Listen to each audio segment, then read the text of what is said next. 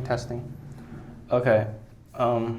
So before we start this one, I'm gonna do an outline of what we're gonna talk about, just so it's more clear, because there's a lot of information we're gonna go through, and you guys can keep a kind of idea of what it's gonna be talked about. So first, we're gonna kind of talk about the body desires and how they relate with human behaviors. And then we're going to talk about what even creates delusional desires, what is the real source of it, and how that relates to culture. We're going to go into depth about when delusional desires are adaptive or they become maladaptive.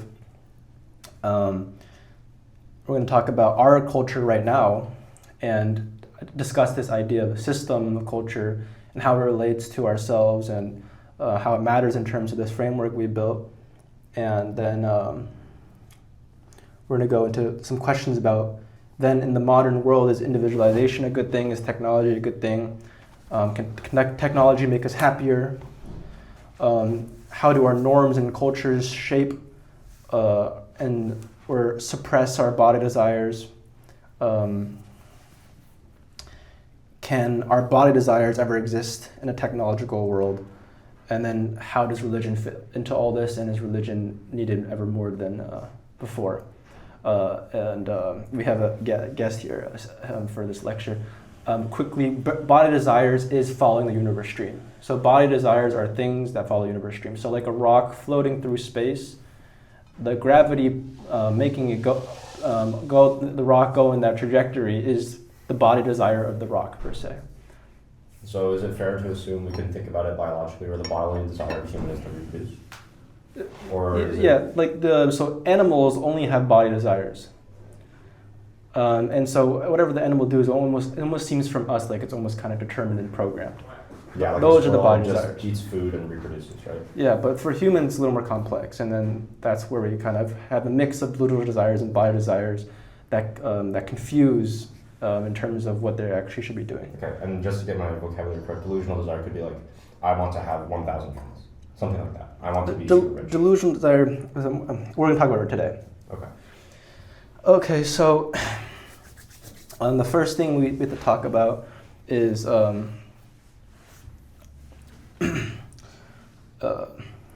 our body desires. We kind of briefly mentioned this before, but they are predominantly linked with evolved human behaviors. The same way certain birds chirp in a certain way that a chimpanzee will go about, humans in every single minute detail has evolved to kind of act in a certain way. And so those are the body desires, and they are how we evolved. Okay, that's very. We've talked about this before, but I'm just bringing this up because it's important.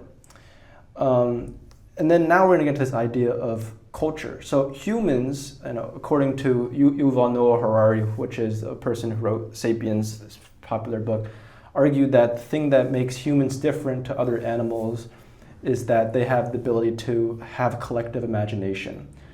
We are able to collectively agree and believe something is true, like government systems, money, political systems, and that allows us to cooperate in very flexible and abundant ways. And this is very different to animals, because animals, if they are able to cooperate, they can only do things in pretty rigid patterns, and they can't really adapt to multiple circumstances. The thing with a collective imagination, however, is that collective imagination will create culture, right? The things that we believe to be true that are bounding our system together is culture. And culture is kind of, it can become separate to our body desires, to what we evolved to want to do. So in some sense, I'm going to be arguing that culture is what creates delusional desires. So as soon as we have culture into the mix of this framework, someone can now both have body desires and delusional desires. But it's very important to clear up. Delusional desires are not always going against the universe stream. It's not always maladaptive for you. In our current society, some things may seem maladaptive, like the chase for money or hedonistic pleasures. But in the olden days, or the hunter-gatherer ages, the delusional desires as a part of the hunter-gatherer culture may have enforced kind of a social harmony, transference of love and so forth. So it was not necessarily bad in that time. So delusional desires do not always have to be maladaptive to us. I want to make sure that's clear. And so, and I'm painting this into the image of, I like using this idea of the stream, or the river, right? The universe stream is kind of like a river flowing downwards, in terms that the flow of the river is kind of controlled already, and an animal can decide whether or not to flow with the stream or go against the stream. Delusional desires, when they become maladaptive, is like an animal pushing against the stream. And the animal will suffer because they're going against the kind of nature of the water and the nature of the stream. But the delusional desires can also make the animal go in sync with the river and how it flows, and kind of be one with the river. So delusional desires can exist in terms of this going with the universe stream. I also want to point out, this is just logistical and nuanced, but I added a new term to clear this idea up of delusional desires going against the universe stream. I'm adding the term universe river, which basically just accounts for this entirety of anything that can happen. And because I make this term up because we had this kind of confusion about determinism versus free will, and whether or not I'm arguing that the universe stream is determined or not. And then we said, if delusional desires can go against the universe stream, does that mean we're breaking determinism? And so I'm going to say, no, everything is still within the universe river. And so everything is still kind of accounted for. So the universe river still accounts for the fact that an animal can go against the universe stream. But the universe river will stay as a part of the causes and effects. Sorry, can you repeat that? It's not that important. I'm not going to repeat it. It's not that important. Don't remember it. I'm clearing it up just for logistical sake. I have a question before we move on. Can you give an example of a culturally induced delusional desire that goes against the universe stream? Because like you mentioned, cultural delusional desires could be adaptive and beneficial, which is like, I don't know, maybe there's a culture to get food. That would go with the stream. If the delusional desire clearly just goes against our own body's wishes, something we evolve for our own behavior, it becomes maladaptive. Oh, so can I give maybe it's like, maybe American society really encourages skinny women. So women that get to like less than 10% body fat, which is extremely maladaptive.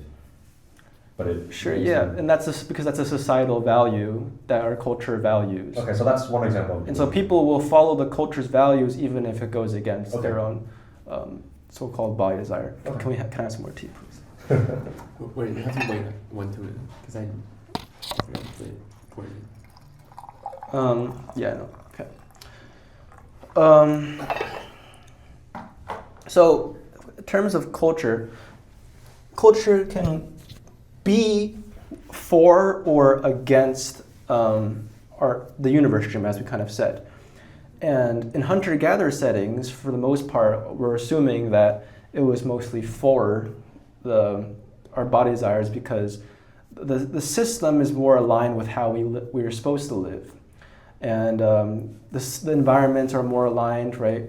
Everything is kind of more similar. However, as soon as the agricultural revolution happened, right, what Yuval Noah Harari called the greatest fraud in history, we transitioned steadily towards an environment and a setting that was becoming very different to how we're supposed to live. From going to kind of a varied hunting lifestyle where we're very active all day, doing a very complex task of hunting and navigating complicated forests and environments, we went to kind of doing monotonous tasks of raking the soil, picking the crops, and even eating less varied diets because we only have one crop and there's a lot more risk. Anyways, but the environment changed, right? That's the point. And you probably heard this fact a lot, but our evolution takes a long time to work, but human culture makes it so that we evolve in terms of our setting much rapidly than evolution can pick up. And I mean, this is a thing that I think is common sense to a lot of people, but it's going to be very important in terms of understanding how our delusional desires can become more deviant to our body desires and the problems of that. So agricultural revolution, and then we get to the industrial revolution, right? As soon as we begin to kind of proceed into this modern era of factorization, capitalism, and production, we are then shifting our lives again. And then in the last 20 years, in the digital age, this is a tremendous shift. Now we've become so isolated. We're doing, where a lot of the goals are focused on individual growth and individual autonomy, as opposed to what for history for a long time we could say was a lot more collective goals. And so, I mean, these are all things that are changing because of the different environments that we are in now. And so then the big question becomes, okay, the culture is changing, and so how does that change the delusional desires? So now the delusional desires are following this new system. And it's at this point I'll emphasize that the culture and the systems that people operate around are they're completely indifferent to the people's needs. So a capitalistic society, people may assume is, that's good for us, that's what we chose, but in reality the system operates independent of our own wishes. If you think of an example, I mean, the technological race, right? In the current time where everyone's racing into technology, and the problem with that is that, as soon as one technology is released, everyone has to jump on board. Otherwise, there's going to create divisions of inequality, and people who are on the top will keep on going higher, people on the bottom will keep on going lower. And so it's, the example of cars I used before, in the sense of one person starts using a car, everyone starts using a car again. So one person starts using a car, everyone now needs to jump on the boat and use his car, and then the city becomes car dependent. And so there's kind of an inevitable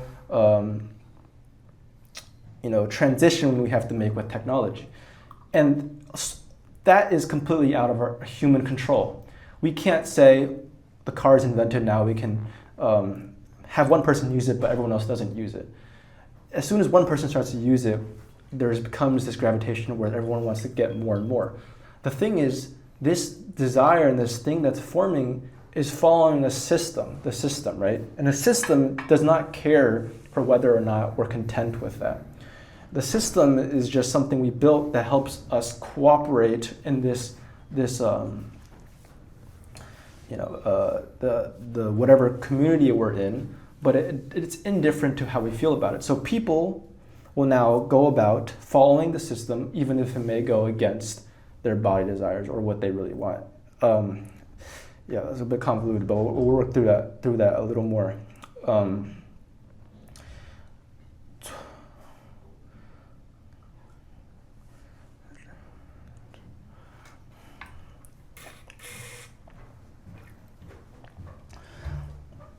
Okay, so if we now in modern society,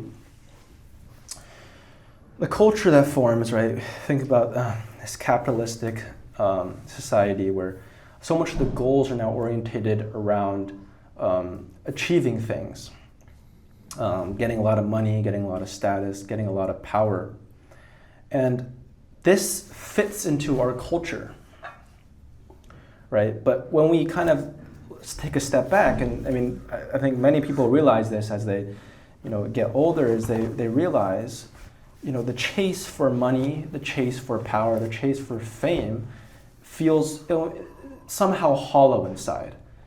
It feels real on the outside, like they're actually wanting to achieve it, but when they, get down to when they achieve those goals, they seem hollow, they seem meaningless. And so this begs this question: why is it that they feel hollow when, it feels like we desired so much? And this is the idea that the culture forces us to desire it a lot more than we actually want. Yeah, the culture tells us these things to desire. And because we're raised in an environment where that's the only thing we know, we will believe that to be true as much as our own body's wishes, right? So you can see how the society is creating the delusional desires, and we have our own body desires. But since we haven't been able to differentiate the two, we now will just follow whatever is the most outstanding. And in a society that's becoming increasingly more stressed and pressurized, we're going to want to follow the things that societies are vouching for, which is oftentimes the system that we're trying to follow. So people will value status, fame, money more so than their own body desires. For example, a trader on Wall Street not taking care of his health because he wants to make more money. Yeah, trader on Wall Street, not just his health, right? The trader on Wall Street wants money so badly. Okay, this goes back to what we talked about in terms of the ego, in the sense that with the illusory self, people will create an ego that they will constantly want to feed and give more and more. Right. And the so Wall Street trader's ego is built upon how much money he makes. And wait, chill. And the delusional desires, they work just as much as the body desires in terms of feeding the ego. So people can then then start to crave and try to latch on to these delusional desires, imagining that is what's feeding their ego. So bring that back to this Wall Street trader example. The Wall Street trader, in order to validate his ego, will imagine this delusional desire is doing exactly that. But all this time, this is kind of just like two imaginary things working together, right? The imaginary ego working with the imaginary desire. And so that's why it feels hollow in the sense that the Wall Street trader will go about trying to satisfy its desire, and then in order to achieve that goal, because the fact that it's so disconnected with its own, with the person's true body desires, they will then sacrifice many things that their body desires actually value. And I think it's not just one specific thing, it's their entire outlook on life has become diluted and, in a sense, going to cause problems for them in the long run. Everything in their life can kind of go downhill, social relationships is the most important thing. Social relationships go bad because they view something else as more important than that, and that becomes problematic.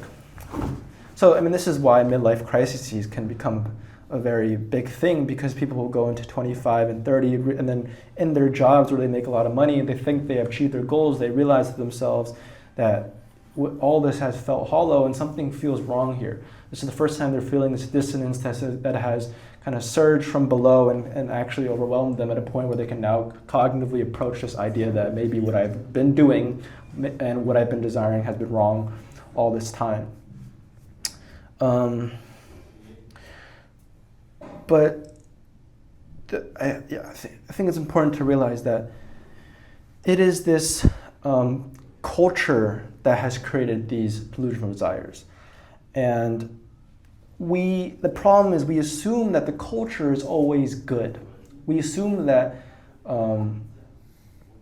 we've chosen this culture ourselves, and that it's suiting us, and that we don't want to get rid of it. And this could have to do with the notions of rigidity I talked about in my first lecture, where people cling to these things, and people will cling to even a torturous world if that was what they knew to be, because that world and that continuation of that environment satisfies their idea of the illusory self, because the illusory self seeks permanence in whatever they're around, right? So somebody who even was born in a torturous realm could be very against leaving that torturous realm, because they have been clinging to that and identified with it. And it's very difficult for people to go against their identities, because identities are what are keeping their illusory self's vision illusion alive. So people will say that, this culture is good. Okay, the other reason why people say that, be fine and complacent with this culture is because I think that this is the notion of the belief of free will. In the sense that since people believe to have free will, they will think to themselves that they've chosen to be in the places they are now, even if there was really no choice in the first place. So, an interesting example about this, which I think about kind of often, is the difference between solitary confinement and then someone who lives alone in their own apartment. The person who lives alone in their own apartment is kind of undergoing a sort of solitary treatment, but since they believe they're doing on their own volition, they won't feel as if it's not as bad as in terms of a solitary confined person who knows they're not doing it of their own free will, and that person feels bad.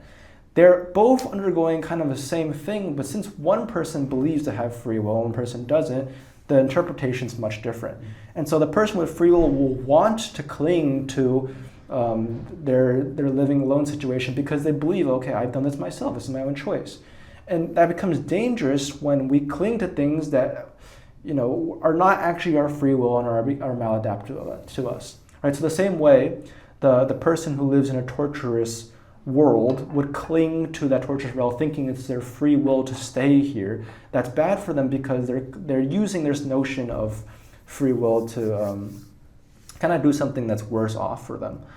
And so, because of these factors, people will think to themselves that culture is as a whole, or the culture that they're in as a whole is good because they've chosen it, they want to leave it, and that's what they're known to be.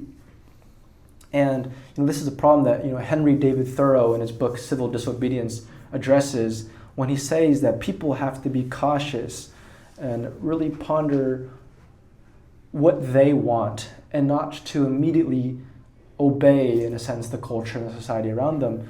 And Henry David Thoreau kind of realized this as he wrote in his book Walden, where he went out into a little retreat on a lakeside for 2 years trying to see what does the system really want and what is really important.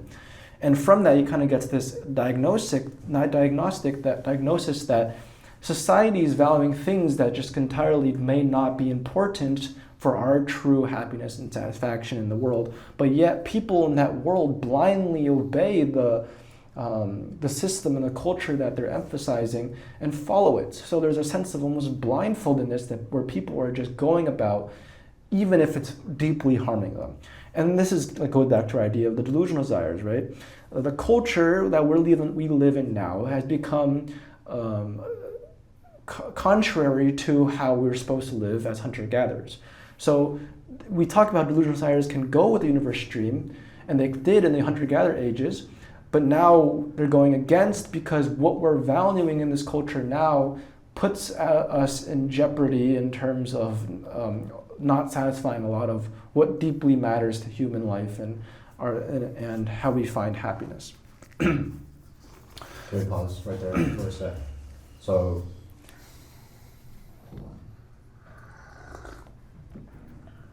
you're saying in general that's true, right? Because what if the delusional desire brought up by the community is to make enough money to feed yourself? I would argue that is conducive to the universe stream because it is necessary for us to have enough money to survive. I would agree that if you make enough money to eat and live fine, then pursuing an immense amount of money after that would be contrary to the universe stream because it's not necessary for your own survival, which is what we are inherently encoded to do, just maximize our probability of surviving the next day, right? So we talk about this later in terms of how can body desires coexist in a technological modern world, but I think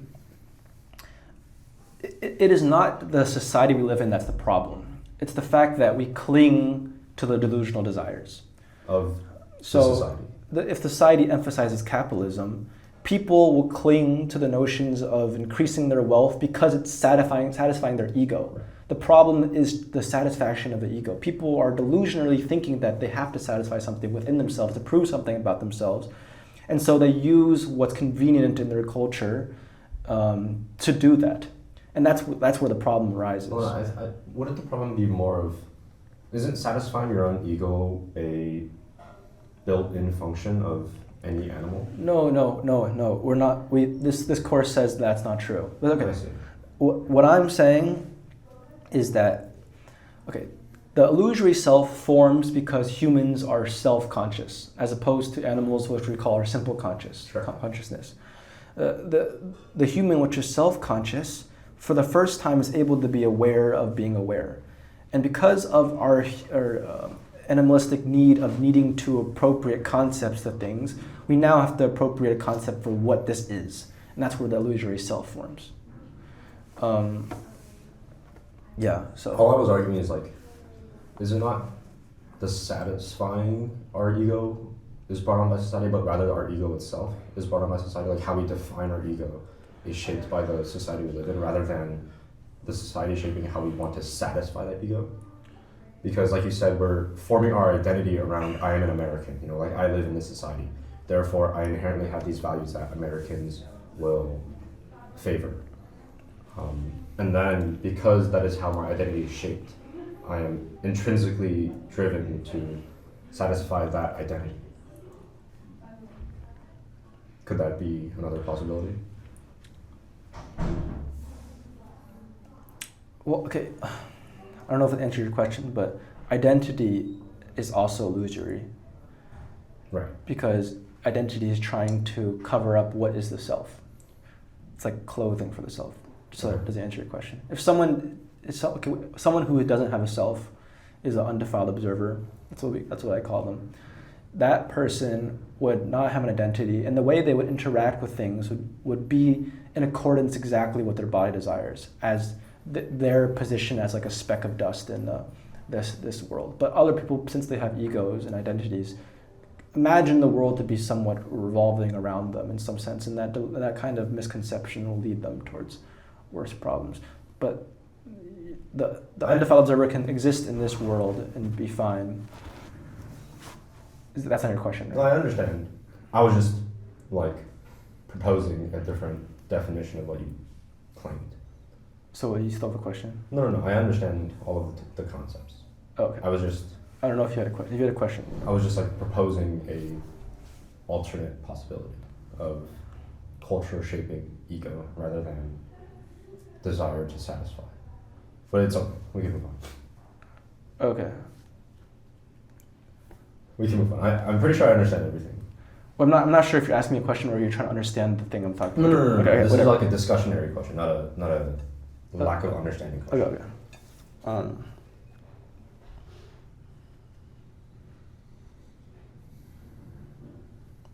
Yeah.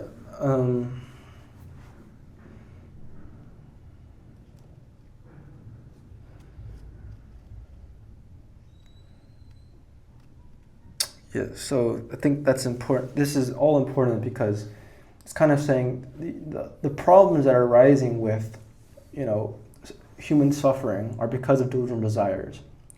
And if it's true that culture is the source of delusional desires, then culture is what's the difference between increased human suffering and less human suffering. And that's a important take because I think in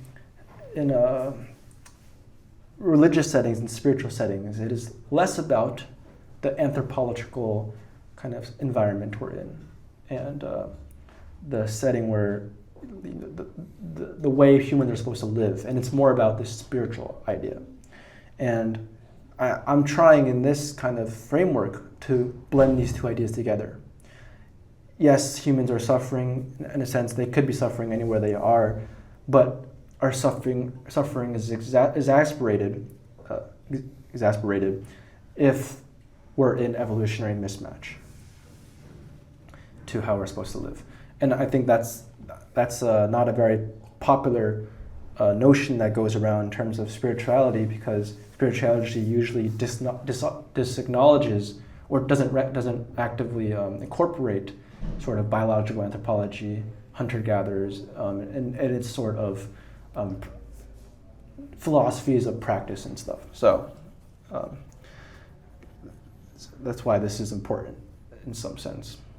So, I mean, a question I'd like to be asked right now is, does that mean if we go back to hunter-gatherers, we would suffer less? We would be more happy, and our delusional desires would kind of go away, and we would, people would have less issues. And in some sense, I'm saying Yes, I think that's true. If we were to go back to an environment that was a lot more suited for us and the culture didn't promote so many things that go against our body desires, our bodies would be a lot more in sync with how it was meant to be used. And I think it's almost like, it's just following the universe stream. It's not like we're going to be happier because we're like that.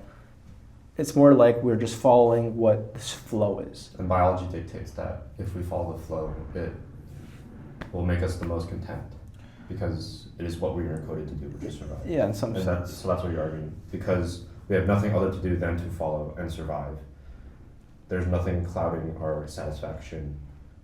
There's no like sense of ego. It's just if you survive, then that makes you happy, and then you survive another day, right? Yeah, but I have this kind of problem with happiness, and I can discuss here, but it's not too relevant to this idea. But I think happiness is only a product of the active cycles of suffering. So someone who's happy can only say they're happy because they've had a low, which made them have this contrast of I was happy here and I was not happy here. But for those people, I feel like it's almost as if the way they're phenomenologically experiencing the world is because they believe in some sense that their ego makes it so that they believe they're more important than they actually are. Then the happiness is in accordance to whether things kind of go their way or they don't go their way. And that's a very sort of, it's a perspective that's assuming that they are sort of egocentric of the world. And for the undefiled observer who doesn't have the notion of self, there is not that same egocentrism that is contained with a defiled observer. So therefore, they can no longer have things go their way or not go their way. And then this kind of makes the whole notion of happiness fall apart.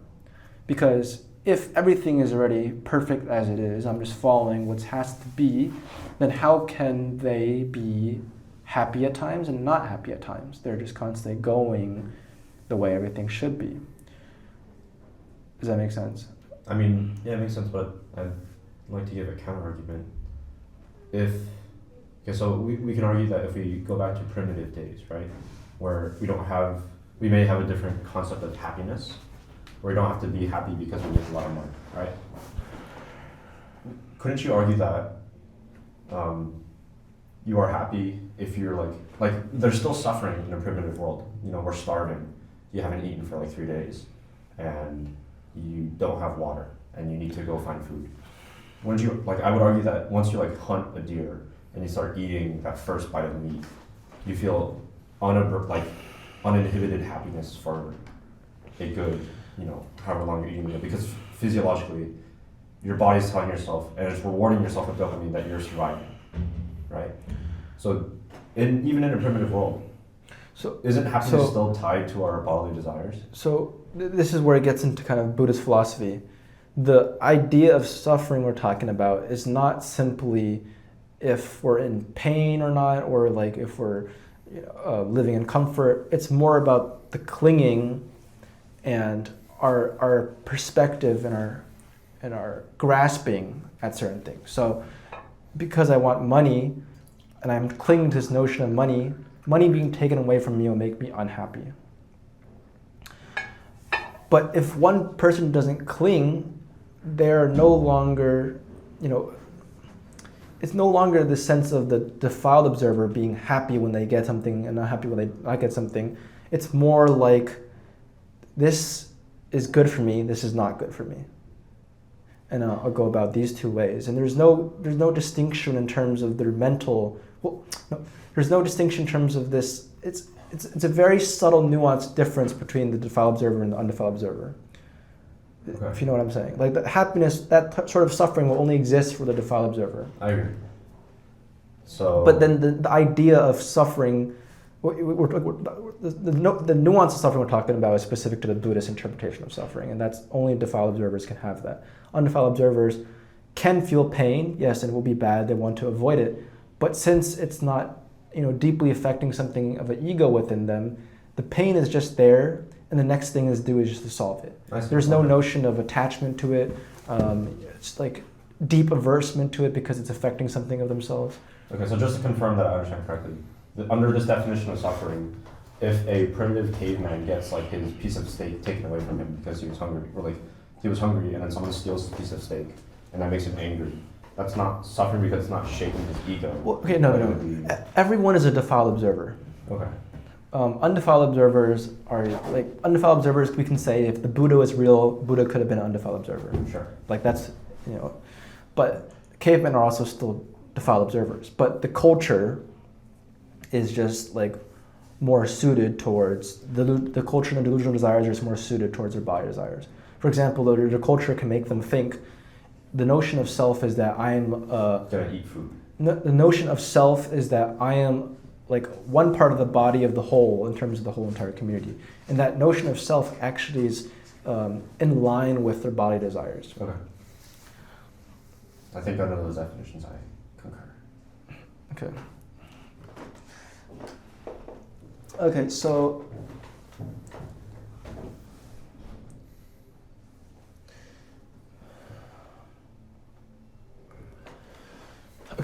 now we're going to ask the questions. We're on this part. Is individualization a good thing? Is technology a good thing?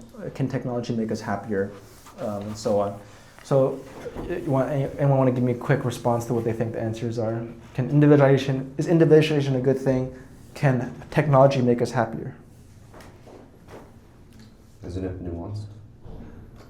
Yeah, but we want to give a quick stab at it. You can go first. I need to think. Yeah, more tea, please.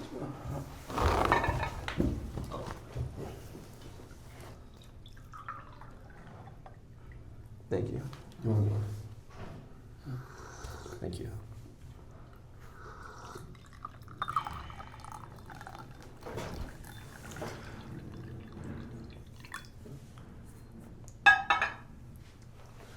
So technology and innovation, are we going to discuss them separately, or are we counting them as the same thing? No, separately. Okay. So individualization a good thing, and is technology a good thing? Let me think about innovations.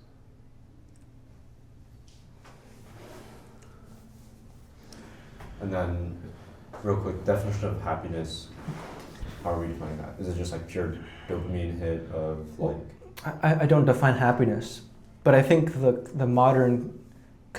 I think the popular consensus of happiness is the defiled observer sense of happiness. I'm happy because things are going my way. I'm unhappy because things are not going my way. Okay. I feel like part of the technologies are like necessary for a better say like health conditions. Yeah, I think health is separate. Like, So does it make us happy? Okay, well, that's difficult. I think biomedical innovation is Yeah. unequivocally like a benefit to society. Yeah, but I think like before he's talked about like many of the medicine like being invented are like just to solve the modern problems. Oh yeah, I mentioned how medicine is a modern solution to a modern problem. And so thinking that medicine is this wholly good thing that is the solution to all our problems is like cleaning the water from a leak in the ceiling. I disagree, but I'm a biomajor, so I mean, put into this framework. The whole argument, I guess I'll say it again, but it's that if you look at hunter-gatherers, in terms of health, there are a lot of things we can learn from them because if, apart from the high child mortality, they lived a very physically kind of suitable and even nutritionally suitable sort of life. Physically, they're always kind of active, their body's always being at use. And nutritionally, if they're living in a bountiful bit of land, they have a variety of things that they're eating. So their diets are very, mixed and fulfilled.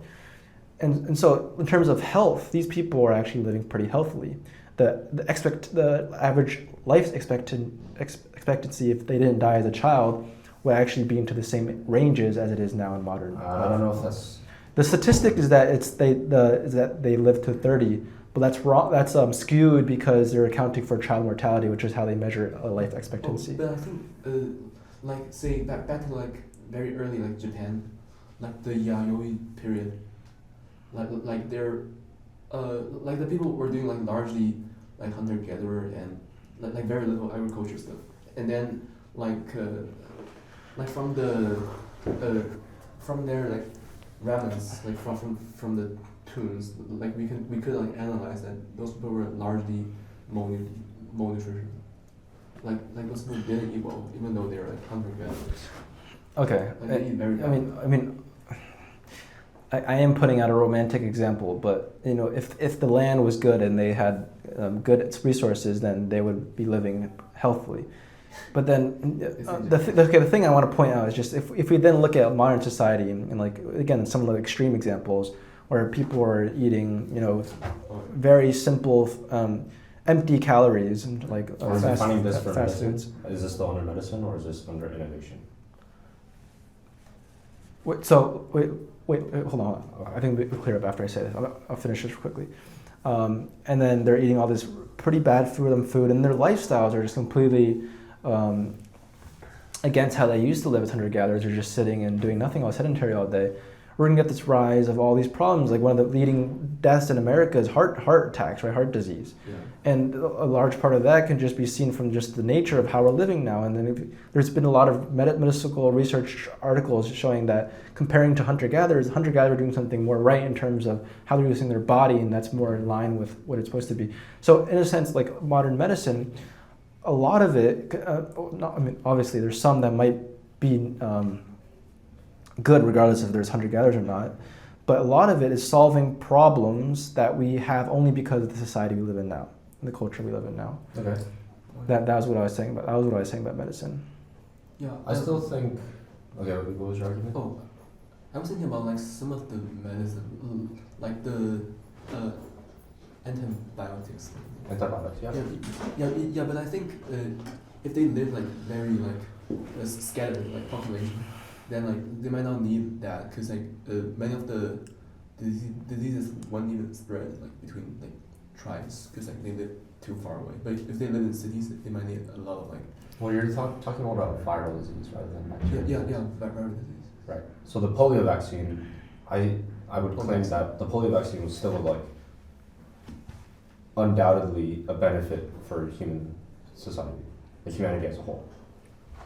And I don't think that's a modern problem because polio has evolved to specifically infect humans for like millions and millions of years. I think what I'm trying to come at and trying to say is that if we, I use this example of animals a lot, if we took chimpanzees and then we would rather leave the chimpanzees alone in their natural habitat than take them into an environment where they're now, the natural habitat's like still dangerous, right? There could be predators and stuff.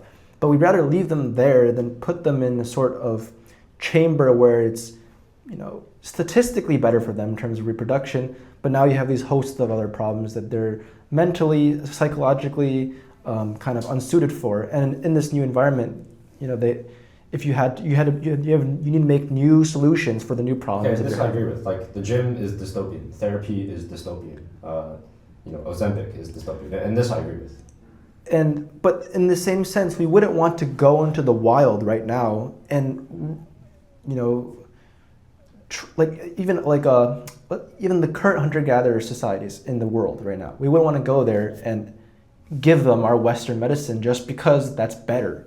That's kind of almost like a delusional desire in the sense that people are trying to. This is kind of the notion of leftism that Ted Kaczynski was kind of pointing out, that people are trying to help other people not because they're genuinely compassionate, because they're trying more so because they're trying to make them feel better about themselves. And so we don't do that right now, right? So we don't impart Western medicine to these hunter-gatherer tribes because they're already fine as whatever they have in themselves. And so the current notion of this huge drive for medicine is largely a cultural phenomenon. But culture has made it such that people who invest in medicine, people who study medicine, is a very good thing. But this is kind of the idea I was talking about with thorough questioning. Make sure you're actually understanding why the society wants the things you want and how that agrees with you, in the sense that this is largely a societal creation, and we have to take and if you want to do what I'm kind of arguing is you have to take a step back and realize, where is this all coming from? What's the larger image? How does this all stem to everything else we know and as human beings? So, I'm not, this argument I'm making in this whole entire course is, I'm not saying to go against society, but to say to recognize what's actually happening, as that will allow you to get a better vantage point. Sure. So I'm not saying in this current society we should stop doing medicine. I'm just saying, why are we doing it in the first place? That's the question there. Okay, anyways, I'll go into my answer of these 3 questions. Wait, we can talk about technology first, right? Before we go into your answer. Because I have some thoughts about technology. Okay, go ahead. And happiness, right? I think the answer is simply yes. But also, the happiness, like you're saying, puts us in this weird sterile cube that is unnatural to human evolution, and therefore causes a myriad of poor mental states and poor adaptations to fulfillment. For example, pornography. We can all agree that pornography, after you jack off from porn, which is unnatural, it makes you happy. And that's just physiologically true. But then it creates this poor adaptation to yourself, where you think, I no longer need to reproduce because I have pornography at my hands all the time. And I don't need to biologically search for that source of happiness of reproduction, because the happiness is fulfilled unnaturally through porn. Another thing could be these fake carbs or empty carbs. I mean, I have a whole spiel about health. But I think the same thing is, I think the answer is yes. It is to your point where TikTok and social media puts us in this. Okay, I'll stop you now. Okay.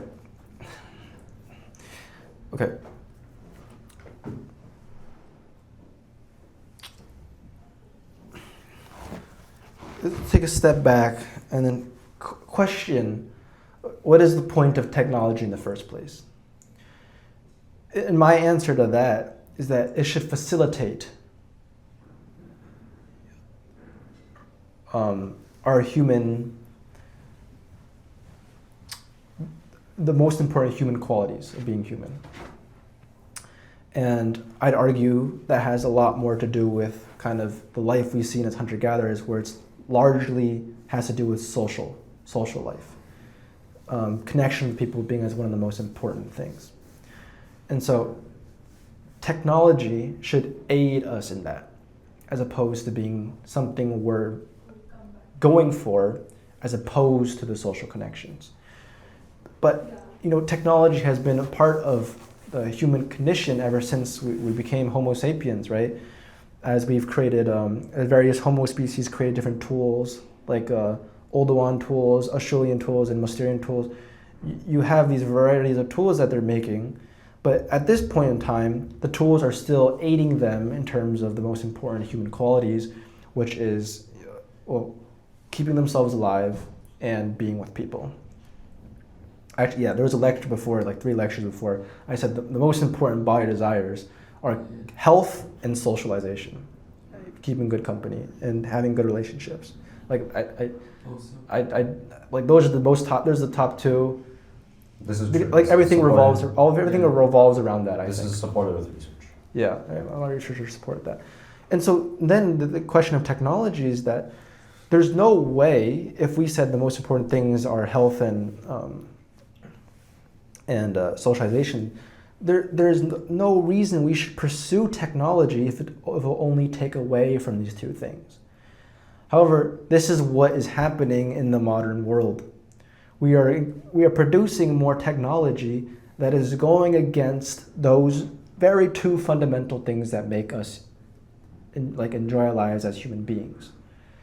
With the rise of digital age, it's an innocent, we talked about this earlier as well, but it's the innocent idea that there's no way that something that can seem as being better for society is going to actually harm us, right? There's no way that creating a smartphone can do any damage to us. But then as we talk about with the technology thing, as soon as one technological thing is out, everyone has to start picking up on it because the system encourages that. And otherwise inequality will form. So any advances in technology will inevitably have to be followed by the entire world. And then now look at a society. Even 20, 30 years ago, we have lost the most two important things that matter for the human life. Being on your phone all day is not physically good, and it's the opposite of socialization. But the reason I bring this up in the question of is technology can make us happier is, it largely depends on the type of technology you're making, but the problem stems because people think that technology will make us happier when they forget the point of technology in the first place, as being an aid in terms of our happiness, in terms of what really matters, as opposed to the thing we value. As opposed to the end itself, right? It's a means to end as opposed to the end itself. And this is very, very problematic in the current age with the rise of AI and all that stuff. People still believe that technology is better for society. Anything that you build a technology, you'll make it better for society without questioning, again, why the technology is being created.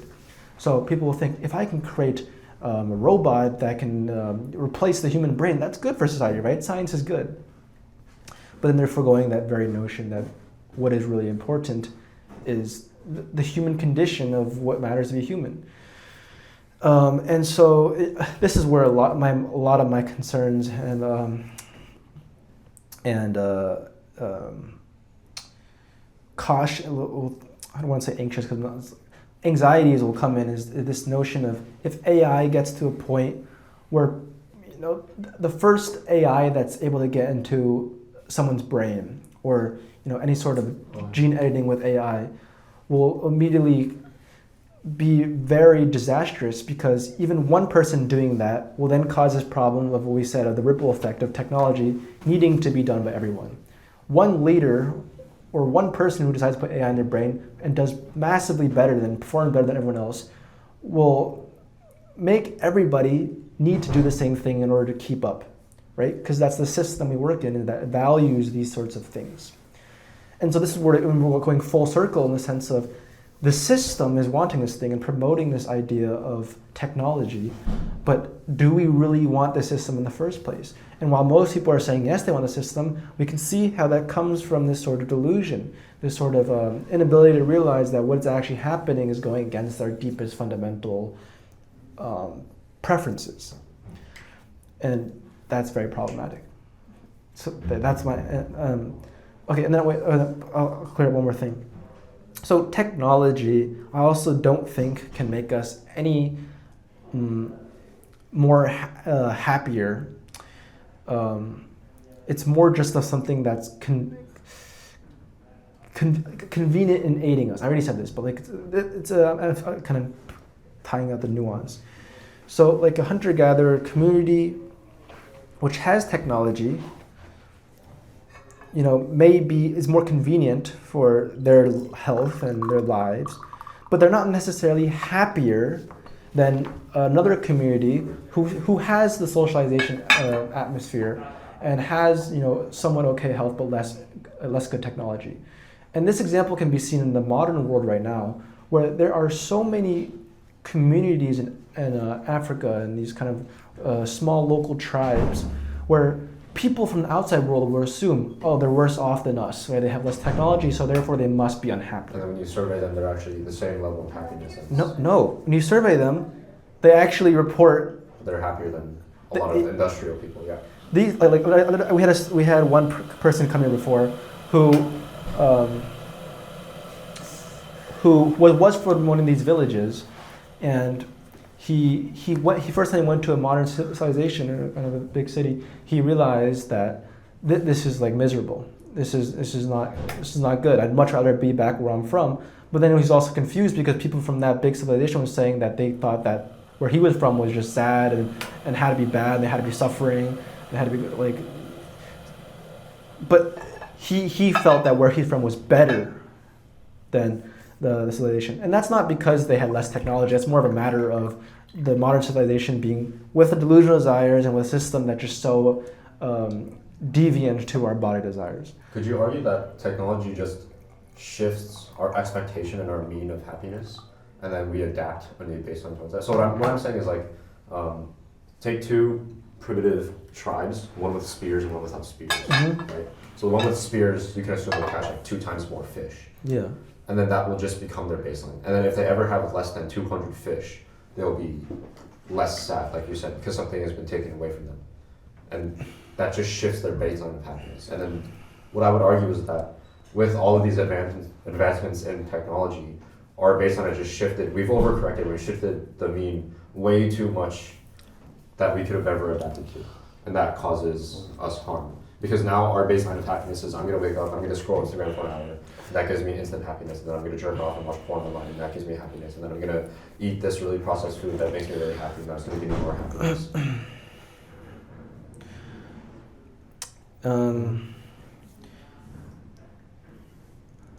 Because it's like you're saying, technology as an aid where this, like the tribe with more spears, the tribe with spears is, when you observe it from the tribe with no spears, from their perspective, could you claim that they're more happy? Like, if they were observing, like, oh, they have more fish than me.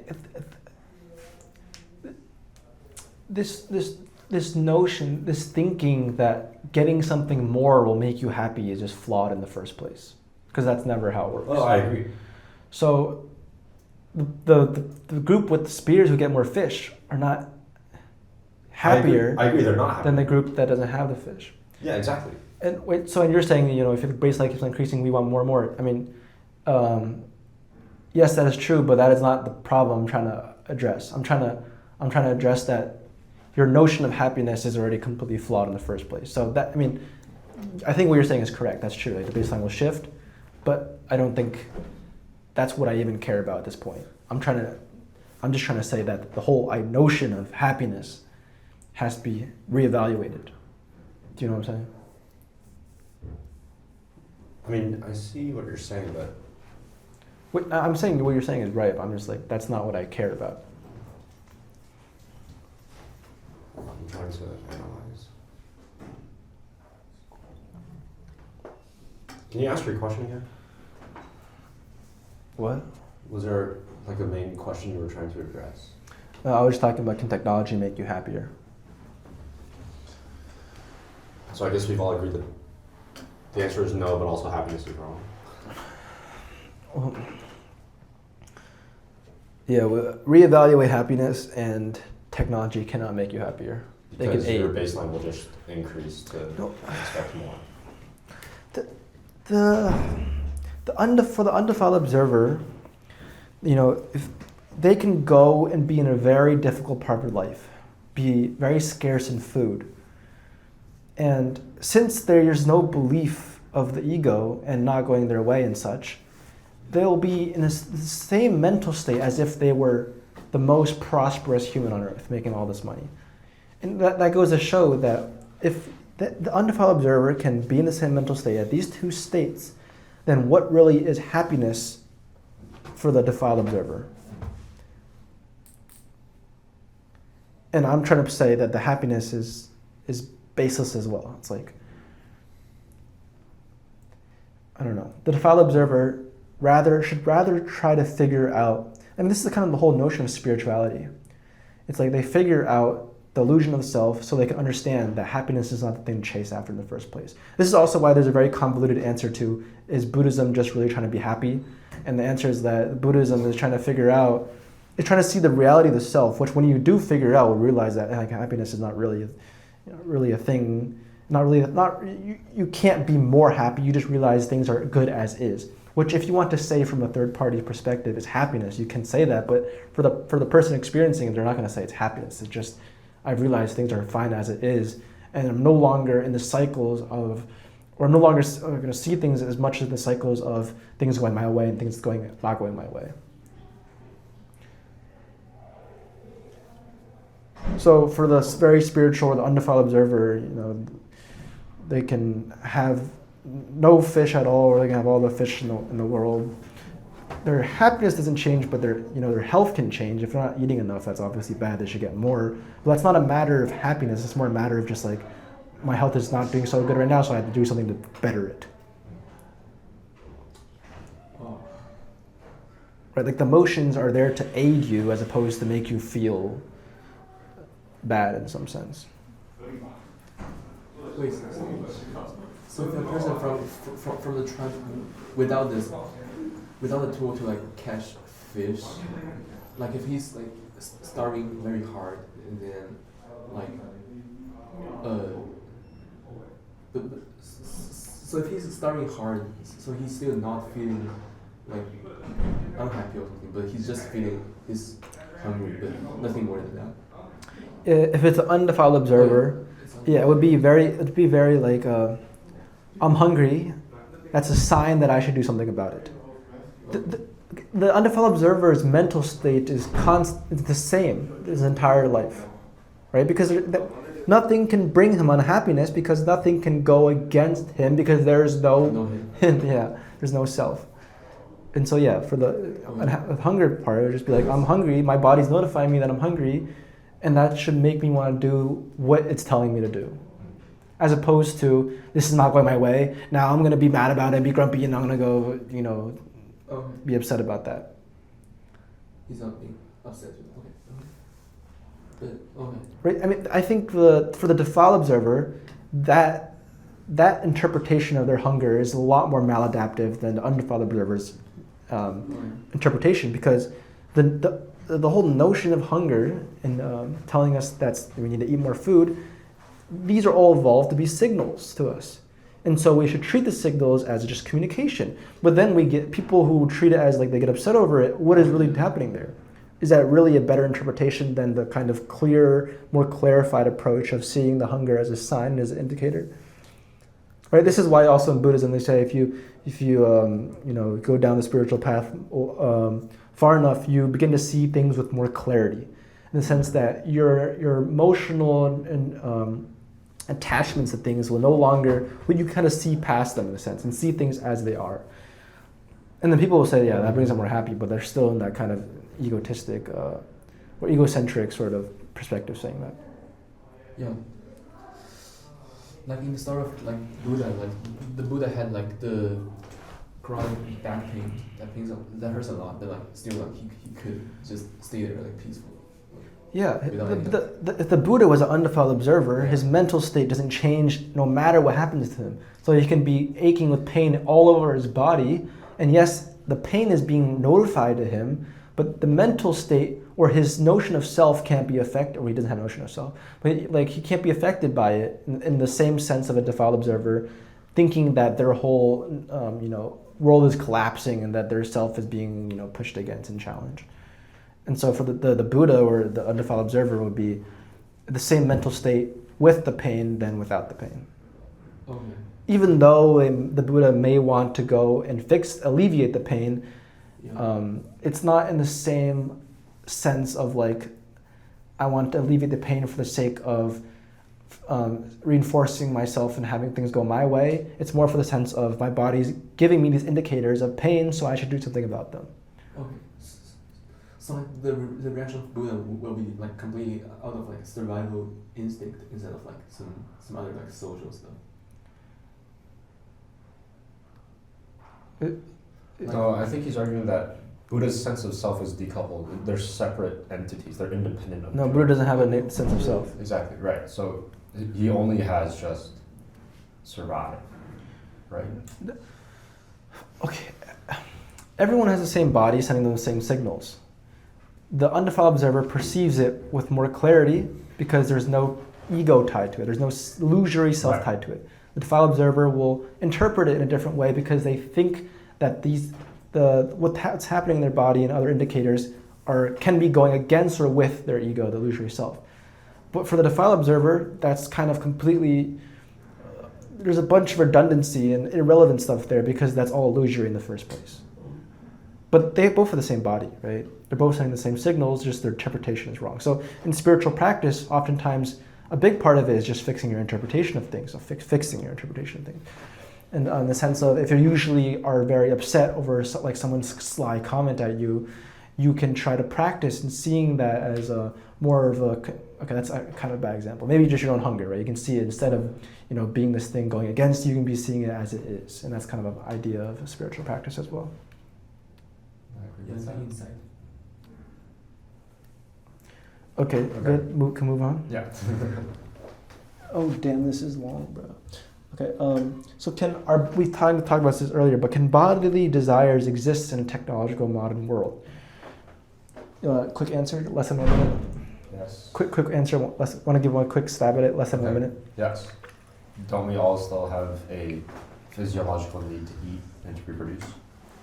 No, I'm saying like, can we like? I've been arguing that the modern world is like the modern society, modern culture is just so deviant to how we're supposed to live, and I'm arguing can we still coexist with our body desires, you know, even as an undefiled observer in this modern world, or is it just completely flawed? It's like only on very small scales. Like only very few people can do it. Cause like only very few people have the conditions to do it. Like, say some. Oh wait. It's like, here, maybe only we three people have the potential to do it. But like, if that's something like that's completely not heard of, like this concept, then they can never do it. Hold on. Well, I don't even know what you're talking about. I don't think I understand. Oh really? But like like we three are gathering here like to hear about like this. But is this not a delusional desire as well? What? Is this okay? That is. I think you're. No. I think you need to rephrase your question. Okay. Because bodily desire. Oh, yeah. Okay. Fine. I'll rephrase the question.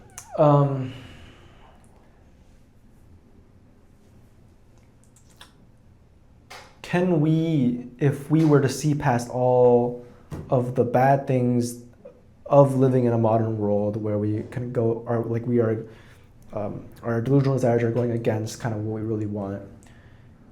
If we are able to see past all that, in a sense, be undefiled observers, would we still be able to live in this sort of system that we've built? Or would the system immediately collapse?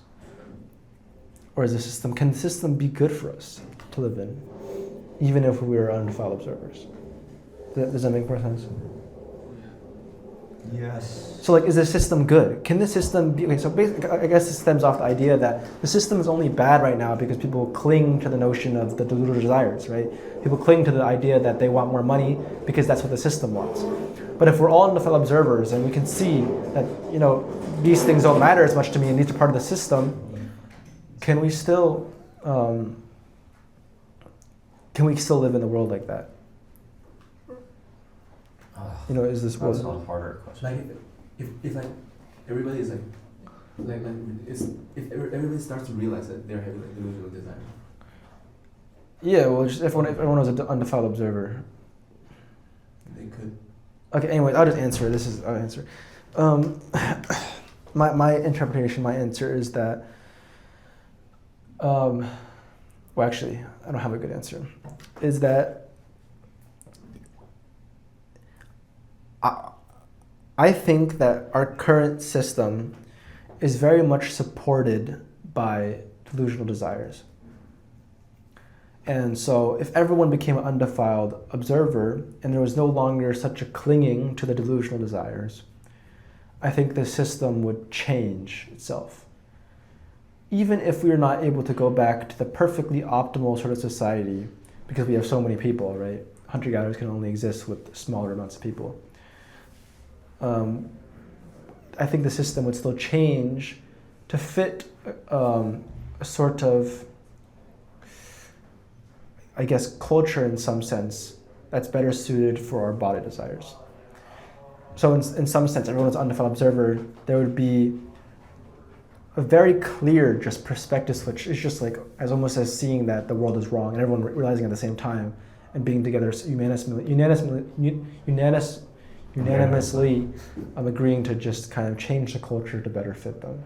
But I think because of the fact that people have delusional desires right now and are clinging to them and want to satisfy them, it's supporting the sort of system that is actively kind of harming us. I think that's true. But I think that answer is like independent of if we flip a switch and everyone becomes Buddha, right? Mm-hmm. I don't think we could ever answer that. Oh yeah, that's why I said it's a bad answer, because I don't actually know. It's just all hypothetical. Yeah. Okay, that's kind of, I don't even know why I included that. I mean, it's kind of interesting, right? It's just the thought of it, giving you case studies. Okay, this, I don't know if, I'll get into it. I'll try to see if I can do it shortly. Okay, where does religion fit into all this? So last lecture we talked about the theory of religions and how it fits into all of this framework, in the sense that religion is the gap between the suffering of the existence we have now and the undefiled observer's projection of following the body desires. And because there's a gap between our suffering and the undefiled observers, which we can never cross, this creates rituals and religions that are trying to seek at this idea of the divine. Mm-hmm. Okay, so that's religion. So, okay, how does religion now fit into this kind of argument we said about the modern evolutionary mismatch and hunter-gatherers? We know religion could have been a thing back all the way hunter-gatherer societies, but how does it now play in terms of effect in the present day as opposed to back then? And my answer to this, and I have to work through it more, is that since religion is questioning the gap, there'll be more of a need to question this gap between what is the undefiled observer and what are the defiled observers doing, the more our delusional desires push us against the universe stream. So, uses back to the river and the animal example. If the animal is actively pushing against the universe stream and it's really tough and they're suffering from it a lot, they'll be a lot more likely to question what even is the perfect, like what even is this sort of divine and where I can just flow with the river. But if someone were to be more synchronized with the universe stream, although they may still have the disposition to think about religion and want to ponder about it and make up sort of religions around them, there would be less of an inclination to really desire the religion's effects. And so this is bring back to the idea that in modern society, since our delusional desires are now so against the universe stream, religion is now something that people will really actively seek for, trying to make sense of their suffering. And kind of put this in a very micro example, like a family who's going through a death, right? If there's someone religious in the family, they'll turn to religion ever more than before because they're actively suffering from it. So if that's the case in a micro example, proof by induction, is make it increasingly larger, is that in this grand scheme of things, if the society is contrary to how we're supposed to live, and there's this increasing resistance and increasing suffering that we have ever more than before, then religion will become more salient than before. They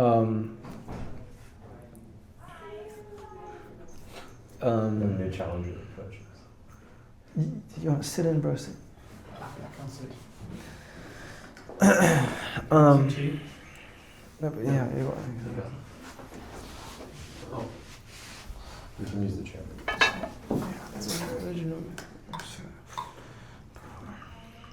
Is it?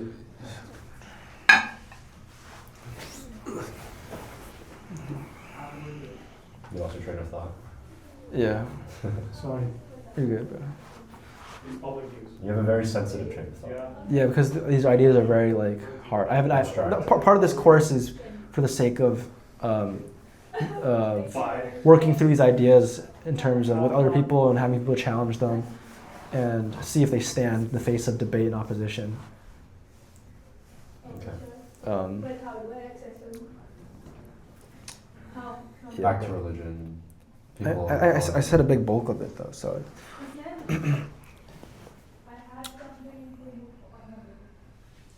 You were at proving by induction that everyone.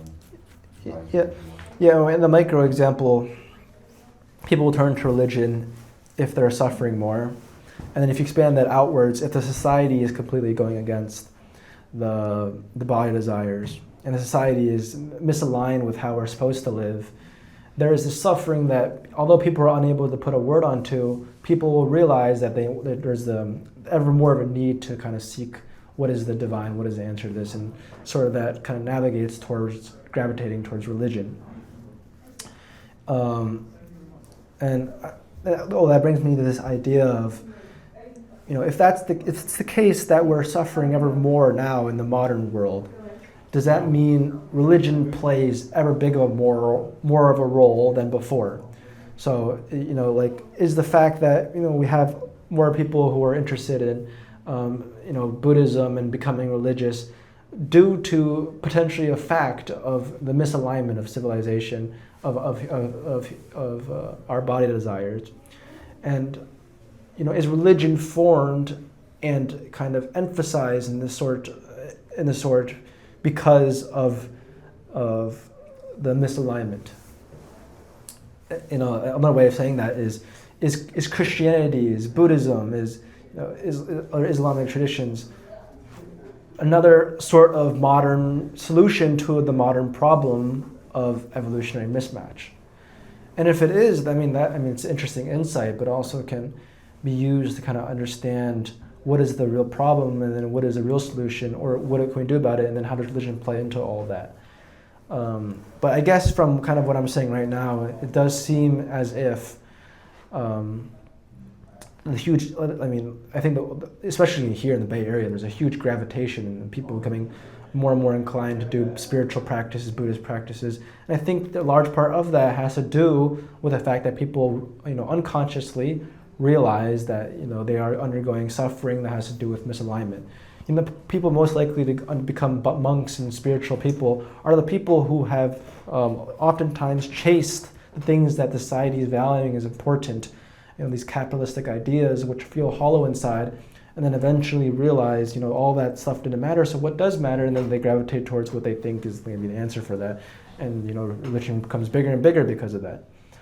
It's not to say that we didn't have religion as hunter-gatherers, because people are still defiled observers. They can still question what is the divine and such. The gap is still there, but the gap is way less attenuated than it is now when kind of our delusional desires are just so against our body desires, and it's increasingly more clear that there's something wrong.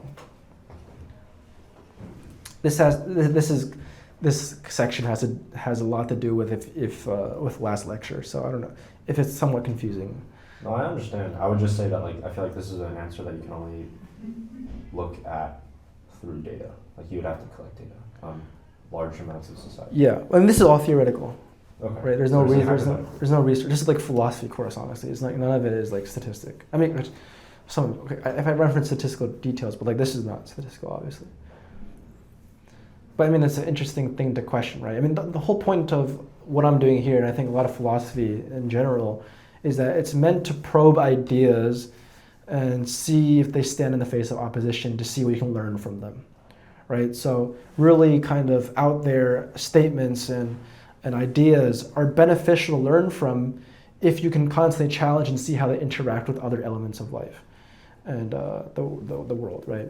And so this is kind of, in a sense, what is happening here. Just putting these ideas out, and people think about them and see, if you're assuming this to be true, how does it interact with everything else you know? And that should potentially give you some insights in terms of, how you can better interpret the world, which is an important skill, I think, to have, as we've talked about, in the sense of people kind of blindly following the society. I think that's one of the bigger problems of modern society, with the Henry David Thoreau's civil disobedience kind of argument, that we're just blindly following what society tells us to do and we don't think about what we really want. Also, Brave New World is also very relevant to this. And this is kind of a separate idea, but the notion of kind of, this is actually very, very irrelevant, I'll bring it up though, being so oversaturated with information and sort of entertainments such that we then kind of become,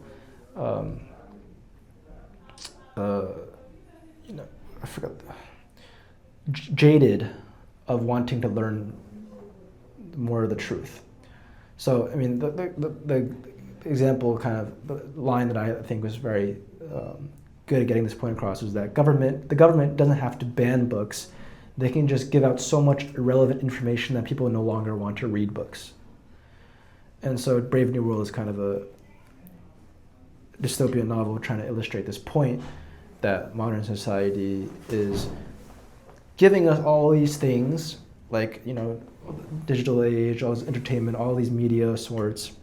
And because we think that, you know, that's good, technology is good, society, whatever society wants is good, we will think these things are beneficial for us. When in reality, you know, it's working against us in the sense that it's now hiding the things that are more important for us inside, right? Because we're now not reading books, not thinking of why, and not trying to discover what's really important, we now will follow the system that is that is worse for us and continue to perpetuate our problems. And I guess it's kind of really, I tied it back into it, but that's kind of the idea, because we think technology is good, we think you know, people don't think social media is good, but like they think like it's technology, all the information is good, right? Are we still asking a religion question, or is this? Sorry. I think I finished with it. Oh wait, hold on. So, okay. So, any questions before? Okay. So, then the question is, all right, people will gravitate towards religion, but can religion actually do anything? Can religion actually solve our problems? And that's a big question, because it gets to this point that people gravitate towards religion, but is that even the best solution to do in this modern world?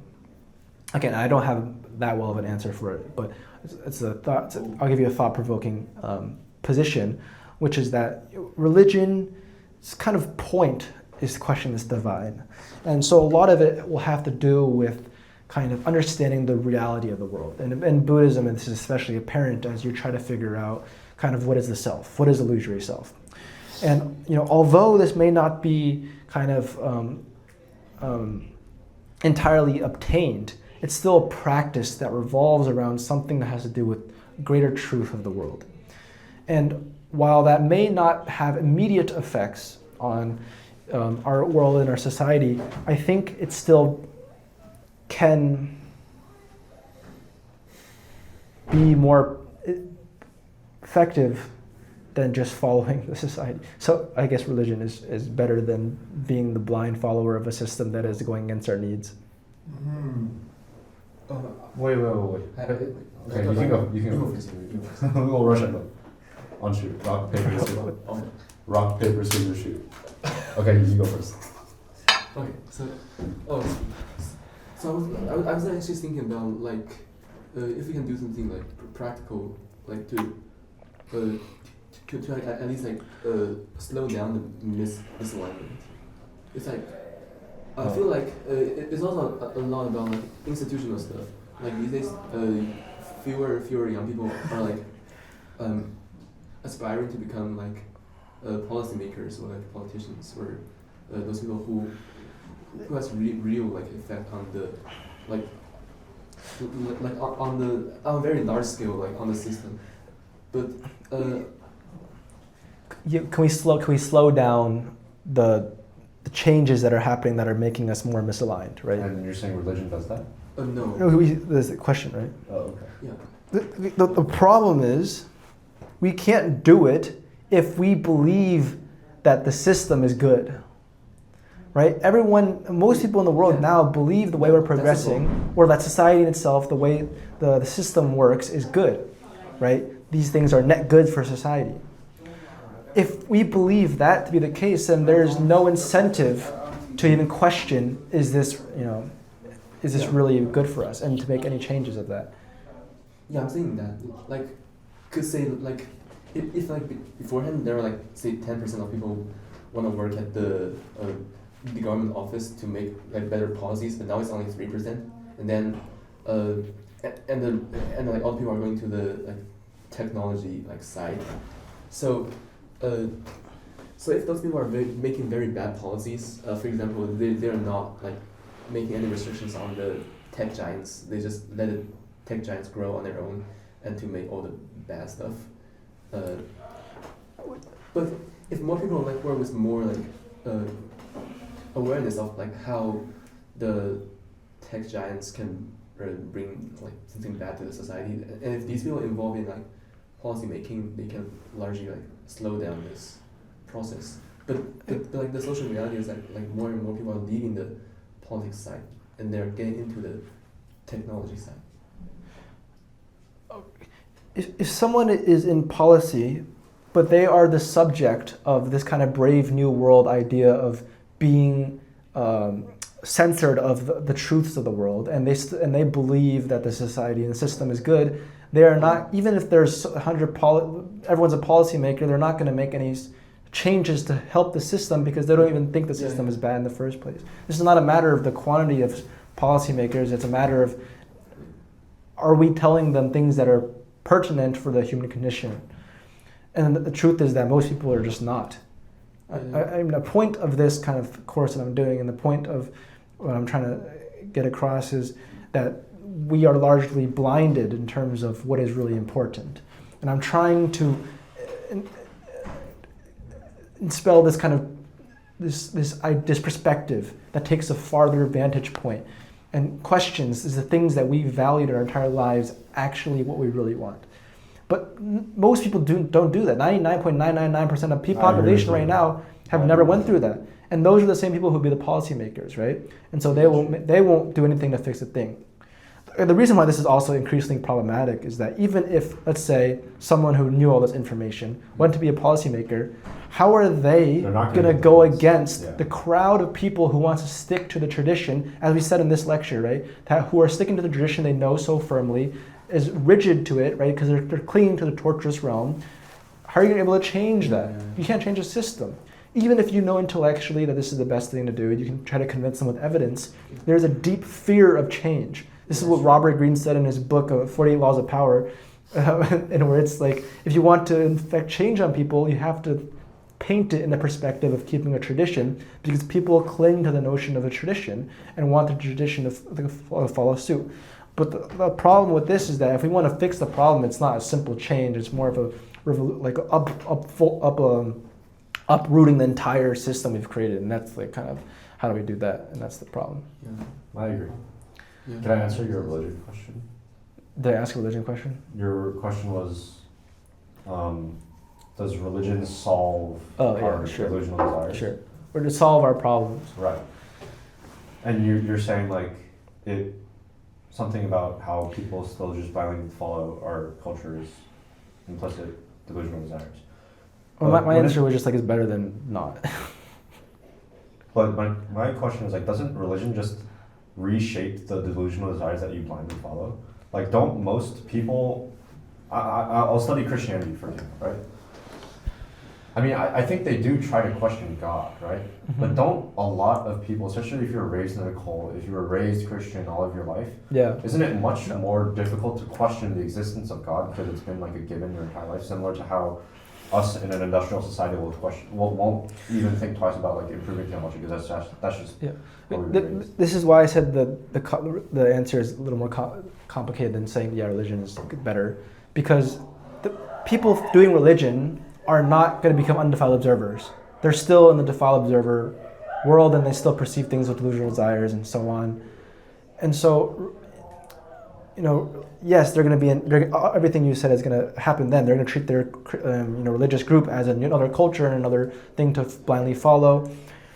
But a reason why I say it's better than not is because the certain attributes that religion kind of emphasizes, I think, are still more aligned with what is really important than Western capitalism and the Western systems. For example, right, like a lot of religions will emphasize things like compassion, love, being there for other people, and if, like in the East, a lot of the societies are heavily influenced by these ideas, then their culture will kind of mold across that, and I think that's more beneficial for being in line with ourselves, as opposed to the Western kind of just focus on the system. The religion is not really a big part of it, in terms of integrating to the culture and so forth. And that, I think the Western civilization would be, I don't actually know this too much, but it's just kind of a hunch. It's just like it'll be a little more unpleasant in terms of getting at this deep truth of ourselves. So, I mean, just in comparing if religion will be a solution, then I'm saying I'd rather live and have societies that question this idea, question this notion of what are we doing wrong, and are trying to dabble with this divine idea, as opposed to a civilization that doesn't. I think America just doesn't. But then the problem with this as well is that the Western societies will look at the Eastern societies and look down upon them, thinking they're just underdeveloped because the spirituality makes the country seem like they're kind of like doing some weird thing and not really focusing on the system that the West thinks is the best, right? The West thinks that everyone has to be capitalistic, everyone has to be making more technology, economic powerhouses. So they look at the East and see countries that are like more spiritual in origin and be like, oh, you guys, what are you doing? You got to follow suit. And because they're the powerhouse and they're kind of transferring the system to become globalized and worldwide, such that with this idea of technology being ripple effect, that these countries will have to follow it as well and follow in the system. So countries like China have become increasingly westernized as they're trying to follow the system of economy and capitalization. And it's working for them because it's working for the system. But then again, is the system actually helping the people and making them feel better and living a better life? Is that question, is like back to the loop, right? Is there an ideal picture of a religion? The last lecture we talked about this, but no. Or is any religion as good as the other? Last lecture, my answer to that was they're all trying to tackle this gap between the divine and what the reality is. There's no best way to tackle it because it can never be reached. Because we can never get across the so-called, like, imagine if there's two canyons, right, trying to build a bridge. There's no best bridge we can build if we can never actually cross it. You know what I'm saying? Mm-hmm. That's my answer to that question. So that was interesting to me because last lecture I was talking about it because I was always confused. Why would someone choose Christianity over Buddhism, or why would someone choose Buddhism over Christianity? Because it seemed to me that it was just like, how can you ever figure out which one's the best? And if there was actually a best, that one should theoretically just rule over the entire world, right? Everyone should be following that one. But there's so much variety, even within a single religion like Buddhism. So how can you explain that? If everyone kind of could, if like someone who just learned about the different religions saw all of them, if there was a best one, they should just be like, okay, let's just follow that one. The other one should just kind of die out. But then it's just, all of them work. All of them do the same thing because all of them are doing the same thing of questioning the gap of the divine. So there's no best one. When you say practicing religion is better than doing nothing, like what do you mean by practicing the religion? Are you as an observer, like an ethic as an outsider, taking a scholarly approach and saying that is practicing religion, so that is better than just doing nothing? Or practicing religion in the religious sense? When I say religion, it doesn't have to be in this institutionalized format. It just has to be of questioning of our belief of who we are and this notion of the divine. And so it's the questioning of, okay, this is unconscious, but like I am a deluded observer, defiled observer. I believe there's a self, I believe there's ego, but this is actively causing me harm. And then, is this the truth? Can I see past this illusory self? Okay. And that is kind of questioning at that gap. So that's kind of the inward approach of it, right? But then the Christians can believe it's outward in terms of God being. Okay, when you say the closing the gap between the divine and the... We can't close it, but we're trying to attempt to close the gap between the divine and the what? Actually, it's not really trying to close it. Did I say that? Something like that. I don't know. It's more like trying to like just look at it. You just appreciate, like you're just looking at it, acknowledging the gap, yeah. And you're not trying to close it. Like rituals are not trying to close the gap, right? They're not deeply hoping to achieve their goals of breaking the gap. They're doing the ritual because it's just an acknowledgement of the gap. But this is Eastern Buddhism, Western Buddhism. Eastern Buddhism acknowledges, yes, it's a ritual. Western Buddhism tries to say, no, we can get there. And that's problematic because the Western spiritual practitioners will all think, oh, I can get enlightenment, I can get awakening. And this is what the Buddhist tradition in the East has gone through, and realizing that very desire is not possible, and the people who desire that are going through more suffering. And so there you have a bunch of Chan Zen interpretations. There is no goal, there is nothing to go for, and then so forth. But I'm trying to fit that interpretation like of religion or practicing religion, of acknowledging the divine into the strands of like Buddhism or Buddhist traditions that I know. And then I'm like very wary of using the word divine because divine is an English, Christian, whatever, like heavy word. So I don't really know what you're saying. Yeah, okay, if I want to paint it sort of Tibetan Buddhism, okay, when I say divine, okay, last lecture, I just, divine is literally just an undefiled observer who show the defiled observers that there is just following bodily desires. There is this sort of ability to just be in the flow of the world. And that since that contrast appeared, there became this gap between the undefiled observer and the defiled observer. That's what I mean by the divine. Right, let's take early Buddhism for example. How does your definition of religion, like, or acknowledging the divine, fit that tradition, or would you say that is not religion at all? So the Buddha was, we're assuming, is an undefiled observer. Wait, but we're taking early Buddhism as an example. Yeah. Do early Buddhism say that? No, you're asking me in my framework. No, but I'm asking you because you're trying to fit that definition onto like existing religion. Yes. Right? But I'm seeing that it doesn't. Wait, Like, I'm questioning look, okay. whether or not it Follow me for a second. Okay, in my framework, the Buddha awakened, as so he says, right? He's in nirvana. I'm saying he's just the undefiled observer. But then that brings us to the same debate, the same deconstruction. Like Okay, what I fine. out. I won't say he's not undefiled observer. Okay, the Buddha tells people things that make the other people realize, oh, yeah, that's true. I'm undergoing that, right? I need to fix that. The four truths, right? Everyone's suffering. Okay, I realize I'm suffering, and I need to fix that. And this is very apparent here, right? And so these people will try to, at first, though, I mean, they'll undergo rituals that will try. I think the Buddha might have thought people can fix this problem entirely at first, but then as you realize very soon, you can't fix it. So then it becomes a ritual. So then the people will just start performing rituals that are trying to acknowledge this gap. And it goes on from there. Does that answer your question? No. But is Buddha divine then, in your interpretation? Oh my God. The Buddha is a person.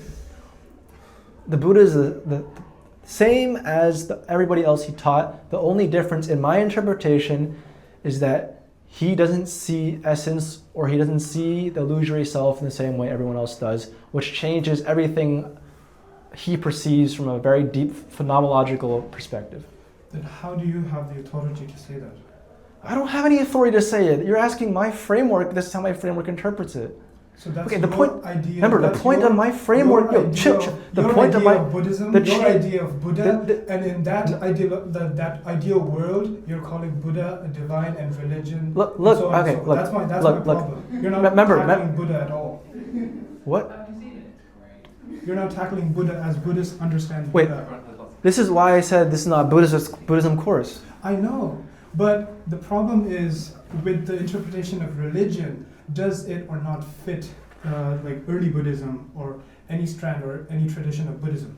I think you're asking my framework fit.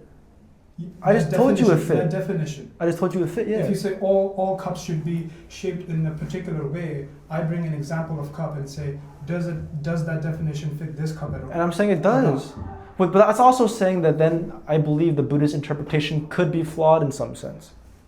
That's why I'm saying it's not Buddhism, right? Okay, look, that's why I study Buddhism not as a believer, as a skeptic, to see how it fits into something, and I'm trying to make sense of the world, right? So that's what I gauge is that there are beliefs of Buddhism, but then some of it is grasping at some truths, but then there's other things that necessarily might not be entirely the truth. I mean, for example, we talked about this earlier, the notions of karma, of samsara, right, rebirth, were part of the Vedic Upanishads and part of the Indian history before the rise of Buddhism.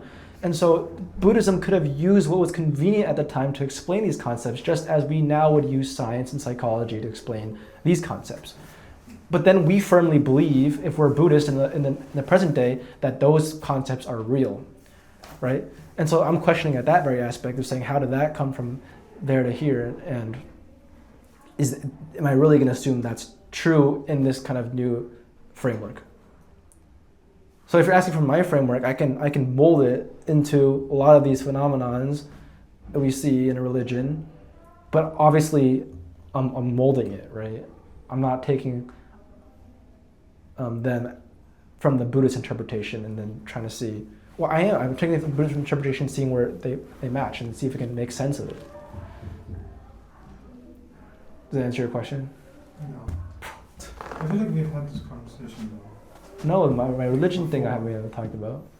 My religion thing only came up with last week. The Buddhism, Buddha interpretation, understanding, ethic, outsider, insider. Okay, dude, bro, the Buddha taught people. The people realized that Buddha was right, or that Buddha has something he's saying that's right. But the people couldn't. They practiced, but they couldn't do anything about it. Does it not sound like what I'm saying here? I actually like found something. Like, I feel like in the second half of the course, like we were talking about like Zen and some like Pure Land stuff and Tantra as well. So like, so I feel like the focus is shifting to like to show that Buddhism at this point turns into a more like ritualized stuff. But I think for the first half of the course, like we were talking about early Buddhism. So like. At least me felt like it was like more of like a serious like practice that which could lead to like real like nirvana or Buddhahood. Alright. And I feel like Nice to meet you. Nice to meet you. See you later. See you. Thanks. Bro, she's replying to your comment, bro. What? Are you? Oh what? Were you replying to me? Oh yeah. Oh, okay. Sorry. I'm actually like seeking for like your perspective on this. He's about to leave, bro. So here's that like difference in like impression of early Buddhism and like say Zen or Pure Land. So like from this course at least I feel like for Pure Land or Zen it's like more ritualized, but for early Buddhism it's more like people really thought they could reach like nirvana or something. But I think it's just a matter of like time sequence. Like why early Buddhism is called early Buddhism because like it died out. So it's like we never know like how it really looks like in this modern context. So like the only Okay, good enough. The only thing Let him finish. Bro. What is he asking? Like the only thing we can study early Buddhism is like through like scriptures or like through some like kind of inaccurate traditions in like Theravada or something. But we can really see like how people like perform all those rituals in Zen or like Pure Land or like other like more modern Buddhism. So like I feel like we shouldn't think in a way that or like there's more like nuances under like whether these two kinds of Buddhisms are really different in terms of like real spiritual attainments and like just a ritual. So I'm arguing like maybe early Buddhism is the same as the modern ones. Like maybe early Buddhism is more ritualized than we think about it today, or maybe like there could be at least some more possibilities than how we see it from this course. I agree.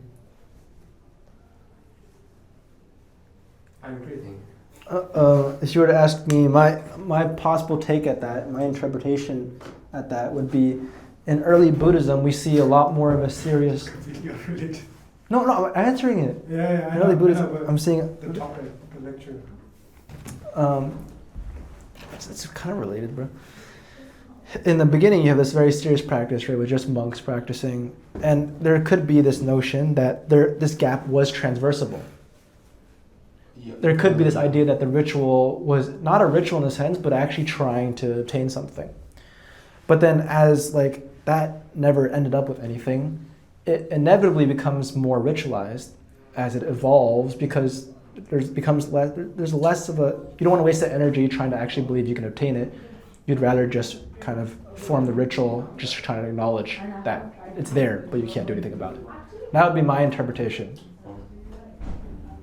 So, the Buddha, could be like, I see you guys are suffering, let's try to do this to make you not suffer anymore. And then the Buddha does that with a bunch of people, and then they continue doing that for around 400 years. And then eventually, Mahayana says, oh shit, we can't do anything about this, right? So let's just like acknowledge the gap instead. Okay, it's not really a cognitive thing. They don't say it's not like one person just says like let's switch it. It's more like it just evolves into people making a ritual instead because they can't acknowledge. They can only acknowledge it. That would be my interpretation of what you said. Yeah, I was like thinking like whether we can use like Smith's like perspective to view like religions as a whole, because like that's only a theory about like how religions are, like the bare facts of ritual. I'm kind of arguing with Smith here that it is kind of a ritual, yeah. Yeah, but it's only like one article. Yeah, and there's many perspectives on the theory of religion. And last lecture I gave you my own theory on religion. Just a venue. All right, any more questions? Dinner time? The food is good. Okay. Alright. Yeah. Good luck. Okay. Good luck. Hey, With what? exam? Oh shit, exam. I have not studied. Is he gonna take the He has He's not to. gonna take He has to. Okay. You have an exam for this?